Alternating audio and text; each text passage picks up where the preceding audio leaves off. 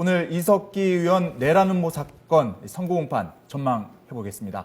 여성원 변호사가 지금 스튜디오에 나와 있습니다. 어서 오십시오. 네, 안녕하십니까.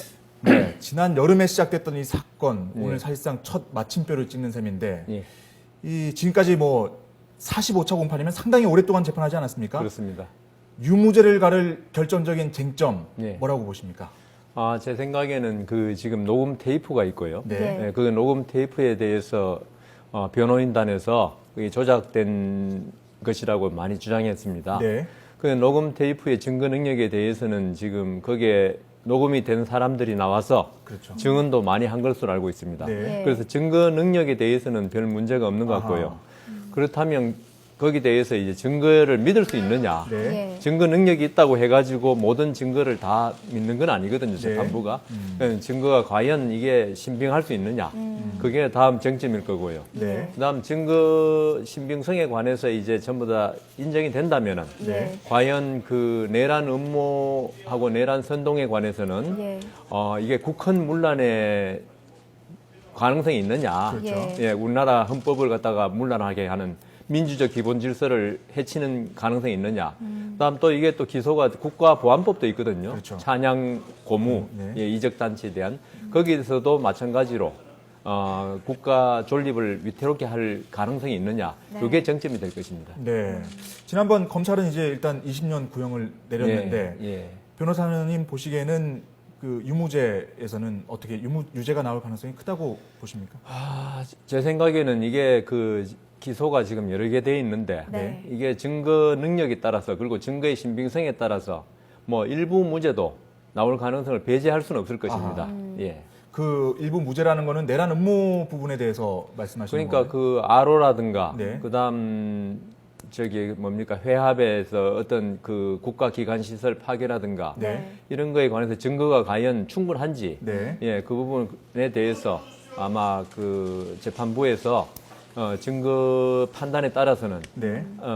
일부분 무죄될 가능성이 있지 않느냐. 근데 말씀하셨던 것처럼 증거, 그러니까 거의 지금 녹취록이 가장 강력하고 네. 그 대표적인 증거인데, 예.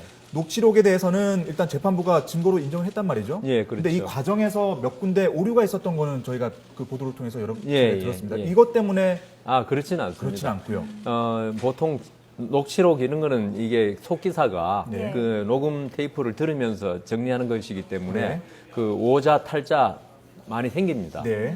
그렇지만 이게 녹취록이 전반적으로 네. 별 큰 줄기에서 네. 그 오류가 없다면은 그 증거 능력에는 별 문제가 없습니다. 그렇다면 어떤 부분에서 신빙성에 재판부가 좀 의문을 가질 수가 그러니까 있을까요? 이 대화를 갖다가 네. 그 녹취록에 있는 대화를 지금 제보자 있지 않습니까? 네. 이 사람이라든가 여러 사람들이 유도했느냐? 아하. 그 대화를 유도해서 그렇게 나왔다면은 그게 그 진술자의 네. 본 의도와 달리 그렇게 될 수 있지 않느냐? 그리고 재판부에서 이야기하는 왜곡된 부분, 그거는 의도적으로 왜곡한 것이 아닌가? 예. 이런 거에 대해서 재판부에서 의문을 가질 수 있겠죠. 네. 그렇다면 이석기 의원 측에서는 또 반증을 내야 할 텐데요. 예. 어떤 부분을 좀 보충을 해 와야 무죄 판결을 좀 받을 수 있을 거라고 보십니까? 결국 이 사건은 이석기 의원 측에서 반증할 것은 예. 아로 실체하고 네. 과연 그 국가기관 시설 파괴에 관해서 네. 지금 증거로 제출된 것들이 예.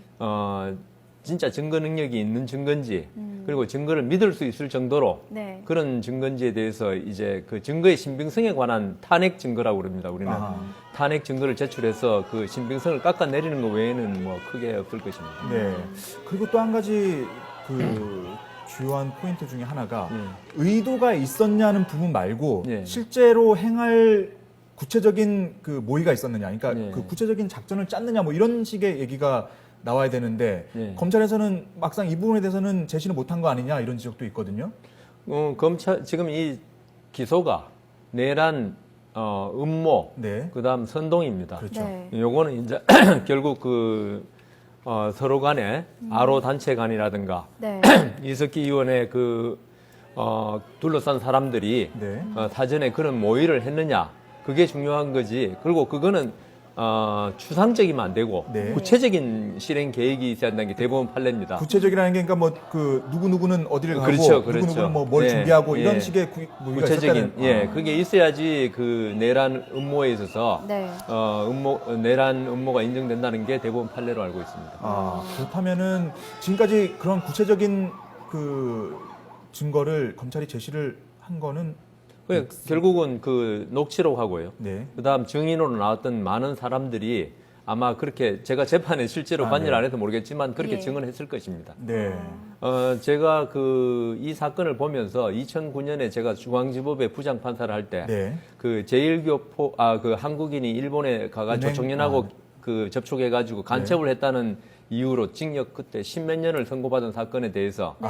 다시 재심이 신청돼서 제가 그 증거에 대해서 네. 조작된 증거라고 그리고 네. 그 고문에 의한 증거로 판단해서 무죄를 선고한 사실이 있습니다. 그래서 이 사건에 대해서 뭐 물론 증거에 관해서는 그때하고는 좀 다르지만은 네.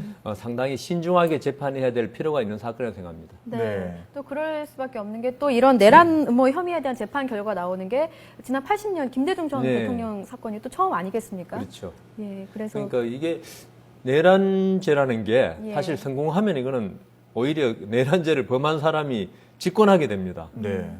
이제 실패하면은 이 법정에 서는 거죠 피고인으로서. 그렇죠. 예. 그래서 이 뭐 옛날에도 성공하면은 이 충신이 되고 네. 실패하면 역적이 된다는 조선시대부터 그런 말이 있는데 네. 이 내란죄에 관한 판례들이 지금 우리 그 뭐 이명박 대통령도 그 옛날 있었죠. 육사 그 학생 운동하다 그런 적이 있고 네. 여러분들이 그런데 정치적인 좀 면이 내란죄 자체가 정치적인 면이 많이 사건입니다. 네, 네. 정치권에 큰 파장을 가져올 수밖에 그렇죠. 없는 사건인 예. 거죠. 네. 예. 만약에 이 유죄가 난다면 예. 기본적으로 형량이 3년 이상이 되는 거죠. 내란 음모 같은 경우는. 내란 음모 같은 경우 3년 이상이고 3년 이상의 유기징역이니까 네. 지금 형법에 하면 30년까지 아. 가능합니다. 네. 네. 네, 말씀하십시오. 네. 전체가 다 인정될 경우에는 30년이 가능하지만 지난번 검찰이 구형 내린 게 20년 걸로 제 말씀 법정형이 그렇고 예. 근데 이 경우 같은 경우는 내란 음모 선동에 그쳤지 사실적으로 나아간 건 없지 않습니까? 예. 뭘 파괴한다거나 그게 없기 때문에 20년 구형이 그 정도가 적정하다고 생각됩니다. 네. 그러면은 검찰이 내린 20년 구형과 자격정지 10년의 어떤 형이 바뀔 가능성은 없는 건가요? 선고형에서는 예. 이 여러 가지 재판부에서 이 구형은 검찰의 의견입니다. 예. 검찰은 자기가 기소한 게 전부 다 맞다고 주장하는 거 아닙니까? 예, 예. 그러면 이 정도 20년이나 그러지만은 또 법원에서 판단해 볼 때 여러 가지 사정, 뭐 실행이 안 나아가지 아니했고 반성하고 이런 걸 해서 네. 많이 내려가겠죠. 네. 일단 지금 또 특히 관심을 모으고 있는 게 예. 최근 또 그 서울시 공무원 그 간첩 예, 사건 간첩 사건, 예. 여기서도 그 증거가 조작됐다는 예, 얘기가 예, 있어서 예. 오늘 재판이 특히 또 관심이 갈 텐데 네. 그렇죠. 만약에 오늘 재판 결과에 따라서 내일 마침 또 헌재에서 네. 정당 해산 심판 청구 2차 변론 기일이 열리잖아요. 예, 그렇습니다. 상당히 영향을 미치겠죠. 이게 법리에서는 별로 큰 영향을 안 미칠 것입니다. 네. 법리는 이게 재판관마다 다르고 판사마다 법리 판단은 다르니까요. 어떤 걸 가지고 국가 존립을 위태롭게 했다 안 했다. 근데 사실 인정 문제. 네. 그리고 아로 실체가 있었느냐. 네. 그리고 내란 음모를 했느냐. 네. 이 사실 인정이 만일 된다면은 이 헌법재판소의 그 결정에 많은 영향을 미칠 것입니다. 네. 네. 또 지금 가처분 신청도 접수가 돼 있지 않습니까? 네, 만약에 유죄로 판단이 될 경우에는 가처분 결과도 더 빨리 나올 가능성이 있을까요? 근데 제 생각에는 가처분이라는 것은 네. 이 사건 가처분은 실제로 본안 판결, 네. 그러니까 진짜 판결하고 똑같은 효과를 내거든요. 그렇죠. 정당 활동을 그 자리에서 정지시키는데 네. 정당이라는 게 지금 민주주의 국가에서 아주 중요한 기구 아닙니까? 네. 네. 이걸 본안 판결 전에 네. 가처분으로 이 정당을 없애는 효과가 나게 하는 것은 아하. 헌법재판소에서 거의 가처분 신청도 사실은 가처분은 사실은 빨리 결정하게 돼 있습니다. 그렇죠. 예. 근데 지금 헌법재판소에서 이미 지금 몇 개월이 지났지 않습니까? 그렇죠. 그걸 안 하는 것을 보면은 이 가처분도 본안하고 같이 판결을 내리지 않을까 네. 그렇게 생각됩니다. 육사 지방선거가 있지만 그럼에도 불구하고 그 헌재가 이렇게 서둘러서 예, 내리지 그렇게는 않을 잘 것이다. 하지 않을 것입니다. 네, 알겠습니다.